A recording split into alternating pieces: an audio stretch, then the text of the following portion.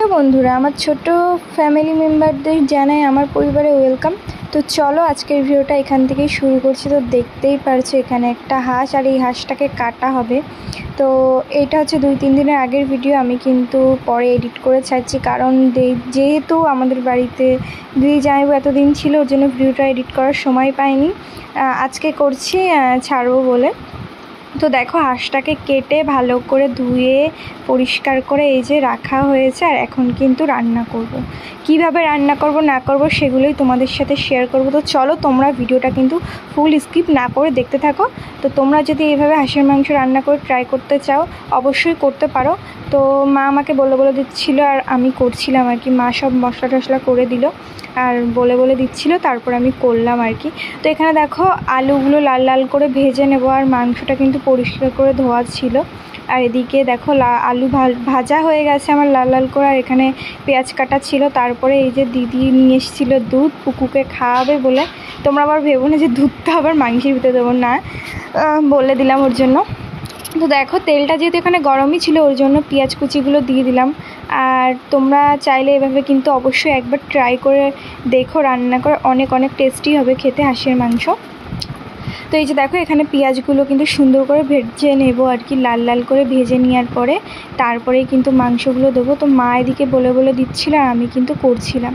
তো তোমরা হয়তো ভাবতে পারো যে সারাদিন আমি ভিডিওই করি, কোনো কাজ বাজ করি না আর কি। না, আমি ভিডিওটা কিন্তু তো দেখো মার হাতে তাড়াতাড়ি খেলি, মানে আস্তে আস্তে পুরোটা করে চাইলে অনেক খেলেও দিতে পারতাম ভিডিওটা করে, মানে মার কিন্তু সেটা মাজা ব্যথা করছিল, কারণ আছে ওই কারণে বললাম যে ঠিক আছে তাহলে আমাকে দাও, মানে খেয়ে বলে দাও, সুন্দর লাগে। আর কতদিন ধরে খালি এখানে আমি ফোনে দিয়ে রাখছিলাম, হয়ে গেছে আসলে খেতে ইচ্ছে করছিল। আর এখানে টমেটো আসে, তারপরে রসুন দিয়ে বাইরে বাড়ির সবাই রসুন খেতে খুব ভালোবাসে। তো এখানে দেখো মা লবণ খাওয়াচ্ছিল, আমি কিন্তু নাড়াচ্ছিলাম। আমি না এখানে রসুন ছাড়া ছিল, ওই মশলার পরিমাণটা বুঝিয়ে এটাই প্রবলেম আর ভাজবো, মানে কতটুকু মশলা টশলা লাগবে। আর রান্না বান্নায় কিন্তু এটাই মেন।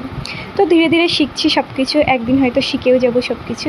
এরকমভাবে একদিন সবাইকে রেঁধে খাবো। তো দেখো এখানে কিন্তু পরিমাণ মতো মা হলুদ দিয়ে দিল।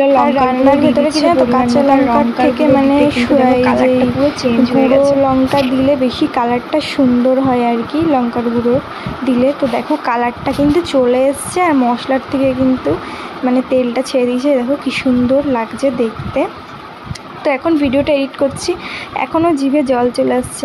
তো মা বললো তুই নাড়াতে লাগ, আমি হচ্ছে ঢেলে দিচ্ছি আস্তে আস্তে করে, না হলে আবার তুই হাত পুড়িয়ে ফেলবি।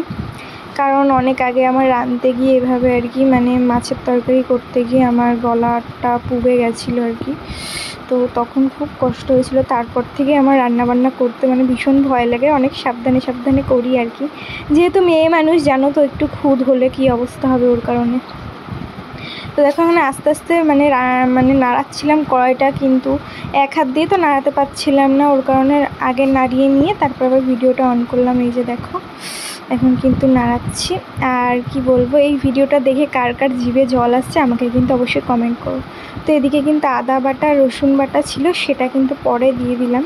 হালকা লাল লাল হয়েছিল মাংসগুলো, তারপরে কিন্তু আদা বাটাটা রসুন বাটাটা দিয়ে দিলাম। এখানে হালকা একটু জলও দিয়ে দিচ্ছি, দেখতেই পারছো। তো তোমাদের কাছে কিন্তু আমার অনেক রিকোয়েস্ট থাকলো, এভাবে তোমরা অবশ্যই রান্না করে দেখো, অবশ্যই তোমাদেরও খুবই ভালো লাগবে।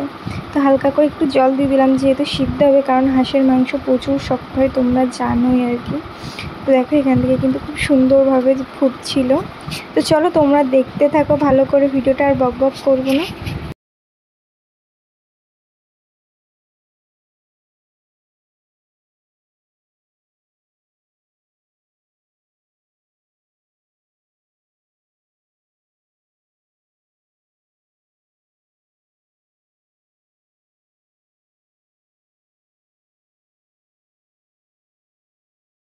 প্রেশার কুকারে 2-3টে সিটি মারার পর তারপরে কিন্তু এই যে নামিয়ে নিয়েছে, পুরো হয়ে গেছে সিদ্ধ। আর খেতে কিন্তু প্রচুর টেস্টি ছিল। আর কাদের লোভ লাগলো এই ভিডিওটা দেখে অবশ্যই কমেন্ট করে জানিও, আর ভালো লাগলে অবশ্যই লাইক কমেন্ট শেয়ার করতে ভুলো না। তো চলো টাটা।